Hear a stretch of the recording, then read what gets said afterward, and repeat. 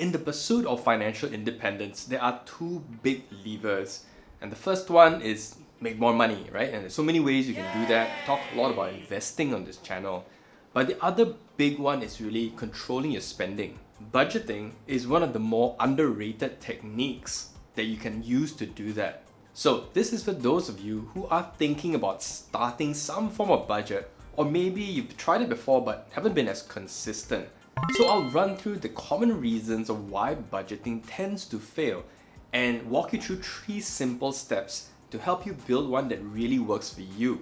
Hey guys, it's Sunmin and welcome back to Your Money Game, the show where we'll save, invest and feel better about money. The first reason it fails tends to be because you might not have a clear reason of why you're budgeting in the first place. Goals? But isn't budgeting just like one thing? From chatting with friends, I realized that people use budgets for different reasons. Commonly, it's like trying to achieve one goal in the near future. Some budget specifically to manage a part of their lives. Maybe it's just, managing my shopping expenses. Or in my case, I use budgeting as a technique, which is very long term. I'm trying to reach financial independence, so I use budgeting to track all my expenses to ensure that I'm on track for that goal. What happens then is they go on a search to look for, what is the right budgeting tool? And they take something that's online, apply it to their goal, which they're not very clear about, and then maybe there's a mismatch, it doesn't really work very well, or it doesn't fit their needs, and then ultimately it fails. The second reason why it could fail is that maybe you're too rigid.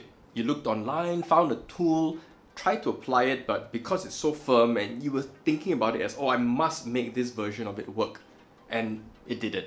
The underlying reason is that your approach could have been a bit too plug and play. I just need to take something and apply it exactly, instead of thinking of it as an organic process where you're trying to adapt something to suit your overall style better. The third reason could be that you're either too aggressive or too ambitious with the goals that you're setting for yourself.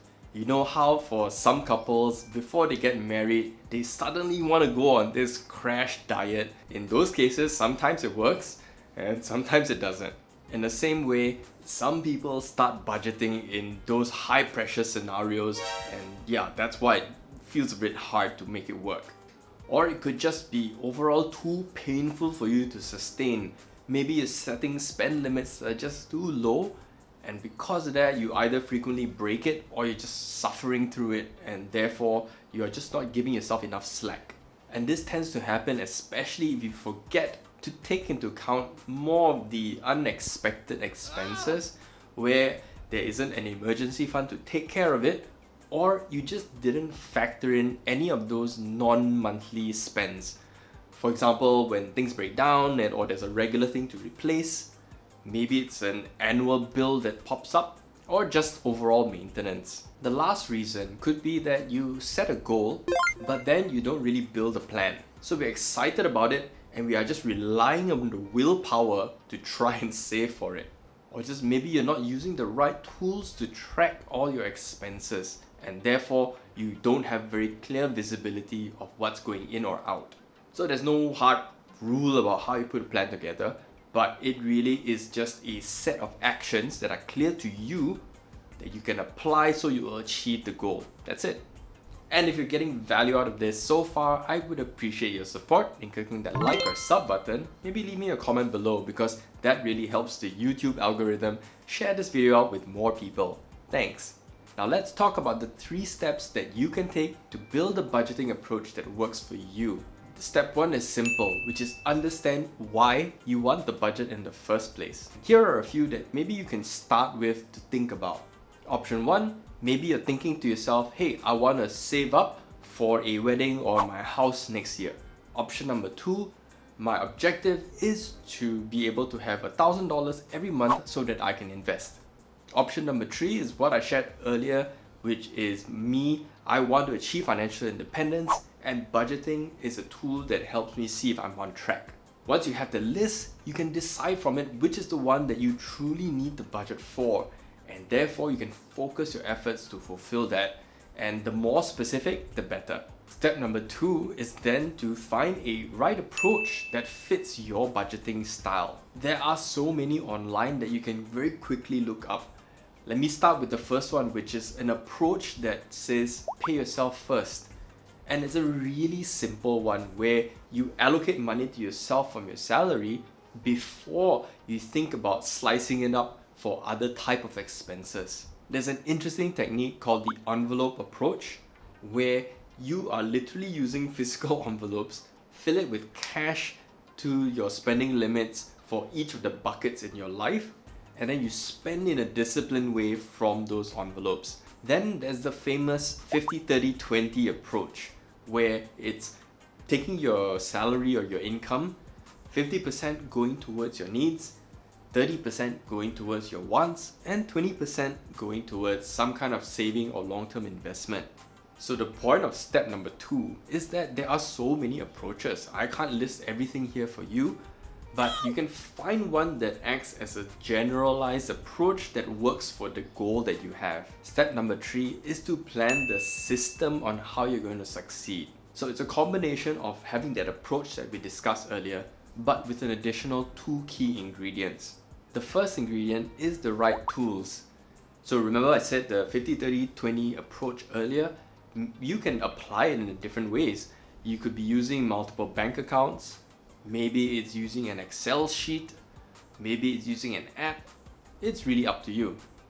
But find the tool that fits your lifestyle best so that at least it's easy for you to use and integrate. The second ingredient is planning the right conditions to help you win. If you know that you can't resist a good sale, maybe it's about turning off your app notifications or you're unsubscribing from newsletters. Maybe you notice that your pattern is during the weekends you tend to spend a lot because you're going out with friends.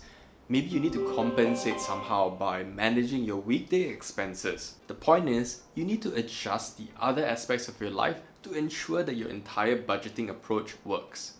As a bonus, here are 2 important mindsets that you should try to have as you're starting this whole budget journey. Mindset 1 is to think of the first few months as a test and learn period. Remember that you're trying to do something new, so there's always going to be a bit of a teething issue. So adjust as you go, and hey, don't take it too seriously yet. But mindset number 2 is that you do need to take seriously accuracy.